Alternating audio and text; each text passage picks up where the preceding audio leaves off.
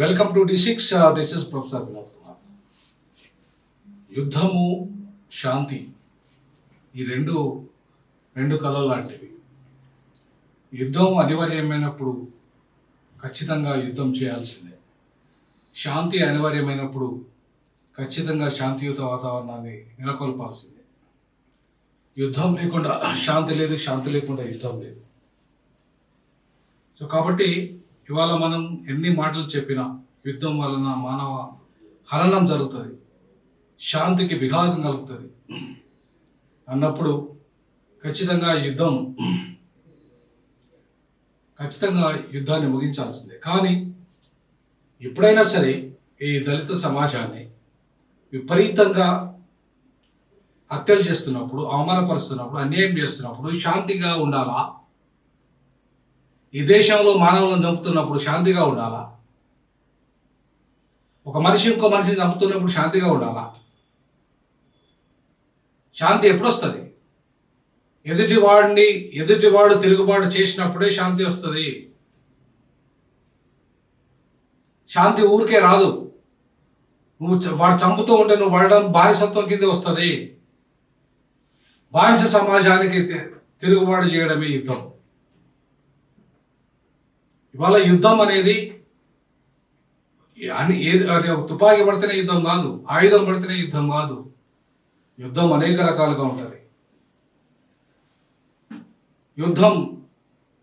ఇవాళ యుద్ధానికి సిద్ధం కావాల్సిందే సమాజం. అది ఓటు యుద్ధం కూడా కావచ్చు. కాబట్టి ఇవాళ తిరుగుబాటు అనేది నువ్వు ఎంత అణిచివేసినా సరే, నక్సల్బరీ ఉద్యమాన్ని కంప్లీట్గా అణిచివేయాలని చూసినా అది ఆగే ఉద్యమం కాదు. అసమానతలు ఉన్నంత వరకు ఆ యుద్ధం కొనసాగుతూనే ఉంటారు. అయితే తుపాకీ కొట్టడం ద్వారానే రాజ్యం వస్తుందా అనేది ఒక డిబేట్. తుపాకీ లేకుండా కూడా యుద్ధం చేయొచ్చు. ఇవాళ యుద్ధం, శాంతి అనే దాన్ని మనం ఏ రకంగా చూడాలంటే ఈ సమాజానికి, ప్రపంచానికి అనివార్యమే. కంప్లీట్గా శాంతి మాత్రమే ప్రపంచంలో ఉంటే బానిస సమాజంగానే ఉండాల్సి వస్తుంది.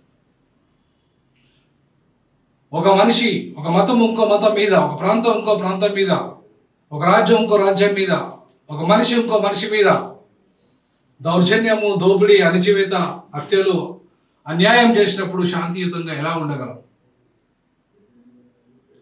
ఎలా శాంతిని కావాలని కోరుకోగలం? ఒకవైపు రక్తపాతం అంతా సృష్టిస్తుంటే మరొక వైపు శాంతి వచనాలు ఏ రకంగా చూడగలం? ఇటీవలి ప్రవీణ్ పగడాల చనిపోయాడు. ఆయనను కొట్టి చంపారనేది క్రైస్తవుల యొక్క ఆరోపణ. కానీ ప్రభుత్వం ఏం చెప్తుంది? ఆయన యాక్సిడెంట్లో చనిపోయాడని చెప్తుంది.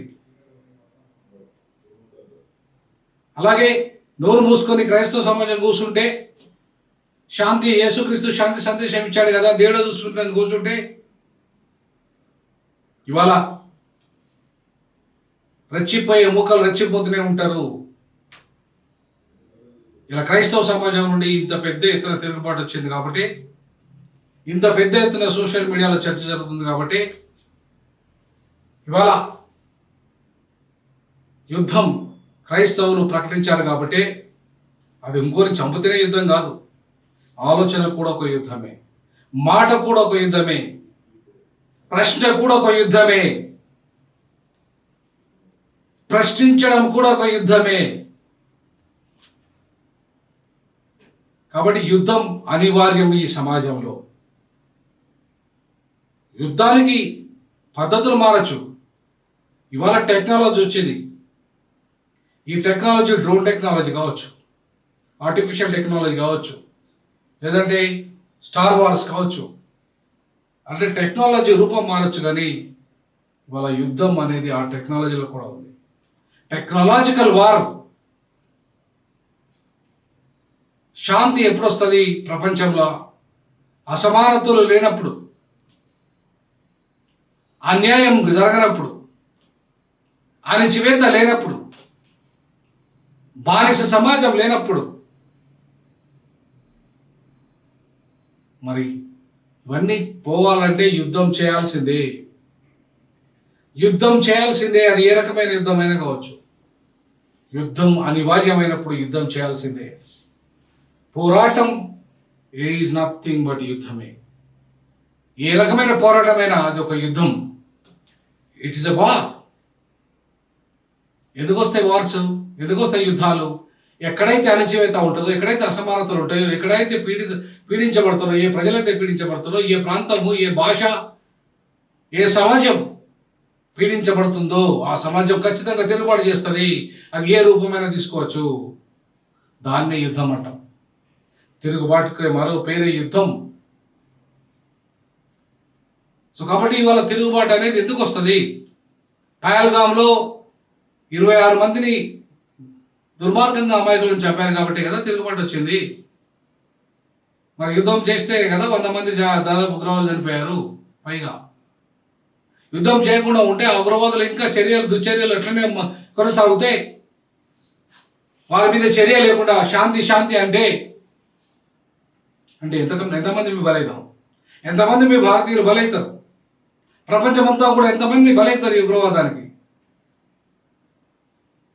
కాబట్టి ఖచ్చితంగా తిరుగుబాటు అనేది అవసరము. నక్సల్బరీ పోరాటం ఒక తిరుగుబాటే కావచ్చు. ఆయనకు ఆయుధం పట్టచ్చు. వాళ్ళు ఆయుధం వాళ్ళకి అనివార్యం కాబట్టి పట్టారు కావచ్చు. బట్ ఆ అసమానతలు ఉన్నాయా లేదా సమాజంలో? ఆదివాసులు ఎందుకు ఇవాళ యుద్ధం వైపు వెళ్తున్నారు? దళితులు ఎందుకు సొంత ఆర్మీ నిర్మించుకుంటున్నారు? పీడిత వర్గాలు ఎందుకు సొంత ఆర్మీ నిర్మించుకుంటున్నాయి? తిరుగుబాటు ఎందుకు చేస్తున్నారు? అందరూ శాంతి శాంతి అనొచ్చు కదా. పూర్తిగా శాంతి ఉందా ఆ సమాజంలో? బుద్ధ భగవానుని జన్మదినం సాక్షిగా 2000 సంవత్సరాలకు పైగా 2500 సంవత్సరాలకు పైగా ముందుగా పుట్టిన బుద్ధ భగవానుడు ఎంత శాంతి గురించి చెప్పినా, శాంతి ఎంత కావాలన్నా కూడా ఇవాళ శాంతి ఎప్పుడు వస్తుంది? శాంతి అంటే ఎప్పుడైతే తిరుగుబాటు లేనప్పుడు వస్తుంది. తిరుగుబాటుకు కారణం ఏంటి అంటే అసమానతలు, అణచివేత, దుఃఖం. ఆ దుఃఖ నివారణకు కేవలం శాంతి మార్గం ఒక్కటే పరిష్కారం కాదు. అవసరమైతే యుద్ధం కూడా చేయాలన్నాడు బుద్ధుడే అవసరమైనప్పుడు యుద్ధం చేయాలన్నాడు. చాలా వరకు బుద్ధుని తప్పుగా ఇంటర్ప్రిట్ చేస్తున్నారు. ప్రపంచ శాంతి దూత అయిన బుద్ధుడే అనివార్యమైనప్పుడు యుద్ధం ప్రకటించాలన్నప్పుడు. సో అనివార్యమైనప్పుడు యుద్ధం ప్రకటించాల్సిందే. గౌతమ బుద్ధుడే చెప్పాడు ఈ మాట. అనివార్యం. ఇవాళ దళిత సమాజానికి అనివార్యం యుద్ధం చేయడం. పీడిత సమాజానికి అనివార్యం యుద్ధం చేయడం. అణచివేత పడుతున్న వర్గాలకు అనివార్యం యుద్ధం చేయడం. బానిసత్వానికి అనివార్యం యుద్ధం చేయడం. అణచివేతకు అనివార్యం యుద్ధం చేయడం. యుద్ధం శాంతికి మార్గం. యుద్ధమే ప్రపంచానికి ఏ రూపమైన ఉండొచ్చు కాక యుద్ధం. యుద్ధం అంటే తిరుగుబాటు. యుద్ధం అంటే శాంతిని నెలకొల్పడం. యుద్ధం అంటే హక్కులను సాధించుకోవడం. యుద్ధం అంటే సమానత్వాన్ని సాధించుకోవడం. అందుకే యుద్ధం యుద్ధం యుద్ధం అనేది అనివార్య పరిస్థితులలో యుద్ధం జరుగుతుంది.